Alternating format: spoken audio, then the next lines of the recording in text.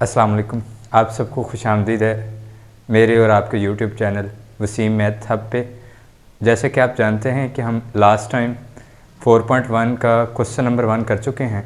अब हम 4.1 के क्वेश्चन नंबर 2 की तरफ चलेंगे, जिसमें कहा गया है कि आपने फैक्टराइज करना है और रिप्रेजेंट करना है पिक्टोरिकली। फैक्टराइजेशन के मतलब हम लास्ट टाइम सीख चुके हैं कि उसमें हमें 3 चीज़ें चाहिए होती हैं। एक तो आपको उसमें कॉमन ढूंढना चाहिए सबसे पहले, उसके बाद आप कॉमन नहीं तो कोई फार्मूला, और उसके बाद अगर आपके पास फार्मूला भी नहीं लग रहा तो आप पेयरिंग की तरफ जाते हैं। तो पिक्टोरिकली होता है ये, ग्राफिकली आपने रिप्रेजेंट करना होता है। अगर आपके पास दोनों फैक्टर्स डिफरेंट आ जाए तो आप एक रेक्टेंगल पे शो करवाते हैं। अगर आपके पास दोनों फैक्टर्स सेम आ जाएं तो फिर आप स्क्वायर के साथ करवाते हैं। और आज हम चलते हैं, अगर आपको फैक्टराइजेशन के मतलब नहीं पता तो आप मेरी फर्स्ट वीडियो को देख सकते हैं, जो कि इसके लेक्चर पे आपको 4.1 का क्वेश्चन नंबर 1 है। और अब मैं नेक्स्ट चलता हूँ, जिसमें आपके पास पहले क्वेश्चन में है 5x + 15, और इसमें बहुत सिंपल है। आप इजीली क्या कर सकते हैं, कॉमन निकालते हैं। सबसे पहले क्या करेंगे, कॉमन निकालेंगे। कॉमन निकालेंगे तो दोनों में देखेंगे सबसे बड़ा हाईएस्ट कॉमन क्या है। सबसे हाईएस्ट कॉमन इस दोनों के अंदर क्या है, 5 है। दोनों में क्या है, 5। तो आप क्या लेंगे, 5 को कॉमन ले लेंगे और आपके पास क्या बच जाएगा, x, क्योंकि 5 से क्या हो जाएगा, कैंसिल। और इसी तरह जब आप 15 को 5 पे डिवाइड करवाएंगे तो आपके पास क्या बचेगा, 3 बचेगा, जिसको आप, ये मेरे पास अब क्या आ गया, 5 × x + 3। तो अब मैंने इसको क्या करना है, पिक्टोरिकली रिप्रेजेंट करना है। और जैसा कि आप जानते हैं पिक्टोरिकली यानी कि ग्राफ में आपने जब इसको ग्राफिकली या रेक्टेंगुलर या स्क्वायर के तौर पे लिखना हो तो आपके पास दोनों फैक्टर ये क्या आ गए, डिफरेंट आए। अगर ये दोनों फैक्टर डिफरेंट हैं तो ये एक रेक्टेंगल है, तो इसलिए मैं इसको क्या करूँगा, रेक्टेंगल के तौर पे ड्रा कर दूंगा। रेक्टेंगल में एक फैक्टर आपके पास 5 आ गया और दूसरा फैक्टर क्या आ गया आपके पास, x + 3। अब मैं नेक्स्ट दूसरे क्वेश्चन की तरफ जाता हूँ। इससे पहले ना आपको एक छोटा सा रूल पढ़ना पड़ेगा जो कि पेयरिंग के लिए है, क्योंकि पेयरिंग सीखने के लिए आपको कुछ ना कुछ पता होना चाहिए। ये एक टेबल जो है वो आप क्या करेंगे, ड्रा कर लेंगे अपनी बुक्स के अंदर। तो ये प्लस और ये दोनों, अगर आपके पास अलजेब्रिक एक्सप्रेशन में दोनों प्लस के आ जाएं, दोनों किसके आ जाएं, प्लस के, तो आप क्या लिखोगे, दोनों ही प्लस के लिख लोगे। और अगर आपके पास एक प्लस का आ जाए और दूसरा माइनस का आ जाए तो आप बड़े वाला पेयर क्या लिखते हो, प्लस लिखते हो, और छोटे वाले को माइनस लिख लेते हो। अगर आपके पास दोनों माइनस आ जाएं तो आप क्या करते हो, माइनस और एक बड़ी वाली रकम आप माइनस लिख लेते हो और छोटी वाली प्लस लिख देते हो।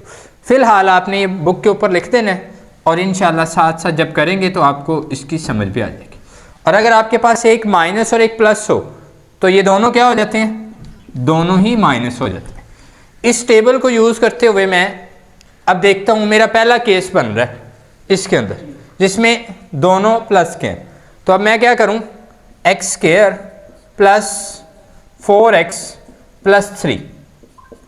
अब मैंने क्या करना है, पेयर बनाने का तरीका, आपने इसको इसके कोफिशिएंट के साथ क्या कर देना है, मल्टीप्लाई कर देना। इसके कोफिशिएंट्स के साथ मल्टीप्लाई करने के लिए आपके पास यहाँ पे क्या पड़ा हुआ है, 1। तो 3 × 1 क्या हो गया, 3। 3 × 1 कितना हो गया, 3। अब आपने पेयर बनाना है, दोनों को मल्टीप्लाई करूँ तो मेरे पास 3 आए, और दोनों को जो मेरे पास पेयर बनेगा ऐड करूँ तो वो कितना है, 4 आए। तो लिहाजा देखिएगा मेरे पास क्या है, 3 × 1 3। अगर मैं पेयर बनाऊँ 3 × 1 3, इन दोनों को जमा करूँ तो मेरे पास कितना आ रहा है, 4। इन दोनों को मल्टीप्लाई करूँ तो मेरे पास कितना आ रहा है, 3। तो मैं क्या लिख सकता हूँ, x², और मैंने इसके साथ वेरिएबल कौन सा यूज़ करना है, जो यहाँ पे होगा, प्लस 3x + x + 3। ये दोनों पेयर मैंने क्या लिख लिए, ऐसे ही लिख लिए। अब इसमें और इसमें मैंने क्या देखना है, कॉमन देखना है। जब मैंने कॉमन देखना है तो मेरे पास क्या आएगा, x, तो पीछे क्या बचेगा, x प्लस 3, और इधर क्या कॉमन है मेरे पास, 1। जहाँ पे कुछ कॉमन नहीं होता वहाँ पे 1 कॉमन होता है, तो आप क्या लिखोगे, x प्लस 3। अब मेरे पास ये दो फैक्टर, एक और फैक्टराइजेशन का ये रूल है कि अगर ये और ये सेम आ जाए तो इसका क्या मतलब है कि आपका क्वेश्चन ठीक चल रहा है। तो इसके लिए आप क्या करेंगे, दोनों में देखेंगे क्या कॉमन है, x प्लस 3। तो x प्लस 3 को आप क्या करोगे, ऐसे ही कॉमन लिख दोगे, और आपके पास पीछे क्या बच गया, x प्लस 1। तो पीछे आपके पास x प्लस 1 बच गया, और ये टेबल आपके पास वो है जो मैंने यूज़ किया है। तो अब मैं अपने नेक्स्ट क्वेश्चन नंबर 3 पे चलता हूँ, जिसमें मेरे पास x square plus 6x plus 8 है। तो जब मैंने देखा तो इसके अंदर पहले कॉमन देखना होता है, तो कॉमन नहीं है। तो अब मैंने क्या करना है, इसमें पेयर बनाने की कोशिश करनी है। क्वेश्चन मेरे पास क्या है, x square plus 6x plus 8, ये आ गया। अब आपने पेयर बनाने के लिए क्या करना है, 8 को इसके कोफिशिएंट के साथ मल्टीप्लाई करवाना है। आपके पास कोफिशिएंट क्या है, x स्क्वायर का 1 है और ये 8 है, तो मेरे पास क्या आ जाएगा, अब ये पेयर बनेगा इसका 8 एक बार 8, ये क्या बनेगा, 8 एक बार 8। दोनों को जमा करूंगा क्योंकि मैंने अभी बताया आपको कि अब दोनों प्लस के होते हैं अलजेब्रिक एक्सप्रेशन के अंदर, तो आप उन दोनों को क्या करते हो, मल्टीप्लाई करके ये वाला केस लगाओगे। क्योंकि दोनों प्लस के हैं तो ये दोनों ही पेयर में क्या बनेंगे, प्लस के बनेंगे। अब आपके पास जब ये प्लस के बनेंगे तो दोनों को मैं प्लस करूं तो 9 आ रहा है, मुझे क्या चाहिए, 6 चाहिए। तो लिहाजा अब मेरे पास ये पेयर नहीं बन रहा। अब मैंने दूसरा पेयर बनाने के लिए मुझे क्या करना पड़ेगा, 4, यानी कि 2 पे डिवाइड करवाऊंगा मैं इसको, तो 4 टू द 6, दोनों को मैं प्लस करूं तो मेरे पास क्या आ रहा है, 6, और दोनों को मल्टीप्लाई करूं तो 8। यही चाहिए था मुझे, दोनों को प्लस करूं तो कितना आ रहा है, 6, दोनों को मल्टीप्लाई करूं तो मेरे पास कितना आ रहा है, 8। तो लिहाजा मैं यही पेयर लिख लूंगा, x स्क्वायर प्लस 4, और वेरिएबल कौन सा यूज करने होता है, जो मिड में होता है, x प्लस ये मेरे पास दूसरा पेयर क्या है, 2, और इसके साथ क्या आ जाएगा, x और प्लस 8। अब मैंने क्या करना है, इन दोनों के दरमियान कॉमन देखना है। अब मेरे पास कॉमन क्या है, x। जब मेरे पास x कॉमन आ गया तो पीछे मेरे पास क्या बचा, यानी कि x स्क्वायर था तो एक x बाहर आ गया, एक x बच गया, प्लस इसमें से 4 बच गया और x मेरे पास क्या आ गया, बाहर आ गया, प्लस जब मेरे पास इन दोनों में क्या कॉमन है, 2 कॉमन है। इन दोनों में क्या कॉमन है, 2। जब मेरे पास 2 कॉमन है तो मैंने जब इसको डिवाइड करवाना है तो मेरे पास क्या बच जाएगा, x बच जाएगा। क्या बच जाएगा, x, क्योंकि 2 बाहर आ गया। और जब मैं 8 पे डिवाइड करवाऊंगा तो मेरे पास कितना बच जाएगा, 4 बच जाएगा। तो ये क्या आ गया, 4।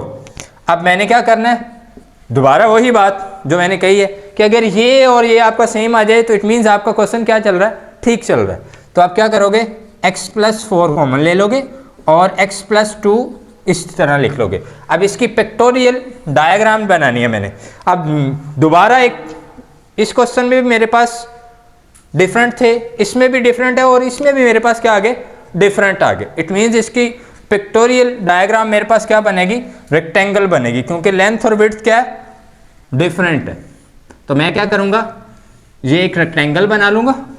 मेरे पास लेंथ क्या है, x प्लस 4, और मेरे पास विड्थ क्या है, x प्लस 2, और इस तरह ये मेरा क्वेश्चन नंबर 3 सॉल्व होगा। अब मैं अपने आखिरी क्वेश्चन जो कि क्वेश्चन नंबर 2 का पार्ट 4 है, x square plus 4x plus 4, उसके सॉल्व करने की कोशिश करता हूँ।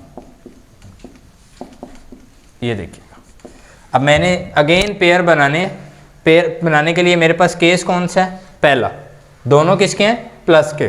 तो मेरे पास पेयर किसका बनेगा, दोनों प्लस का बनेगा। तो मैंने क्या करना है, 4 को जो x स्क्वायर के साथ कोफिशिएंट पड़ा हुआ है, यहाँ पे क्या पड़ा हुआ है, 1 पड़ा है, 4 को 1 से मल्टीप्लाई करवाऊंगा तो मेरे पास पेयर क्या बनेगा, 4 1 4, और मुझे क्या चाहिए, 4 चाहिए। लिहाजा ये कितने हो जाएंगे, इन दोनों को जमा करूँ तो 5 हो जाएंगे। तो ये पेयर मेरे पास क्या है, गलत है। तो अगले पेयर की तरफ मैं चलूँगा, वो क्या है मेरे पास, 2 × 2, दोनों को मल्टीप्लाई करवाऊँ तो मेरे पास क्या आ रहा है, 4, दोनों को जमा करूँ तो मेरे पास क्या आ रहा है, 4। मुझे मल्टीप्लाई करवा के ये चाहिए था और उन दोनों को जमा माइनस करके क्या चाहिए था, ये चाहिए था। तो लिहाजा मेरे पास ये दोनों केस सेम हो गए, दोनों को मल्टीप्लाई करवाया तो 4 भी आया, दोनों को जमा किया तो ये जो मिड में रकम पड़ी होती है ये भी पड़ा हुआ है। तो मैं इसको किस तरह लिख सकता हूँ, एक्स स्क्वायर प्लस 2 और ये वाला वेरिएबल प्लस 2 और x, और ये आपके पास 4 आ गया। और यहाँ पे आप क्या करेंगे, कॉमन देखेंगे, दोनों में कॉमन क्या है, x, दोनों में क्या कॉमन है, x, तो उसको आप क्या ले लोगे, कॉमन ले लोगे।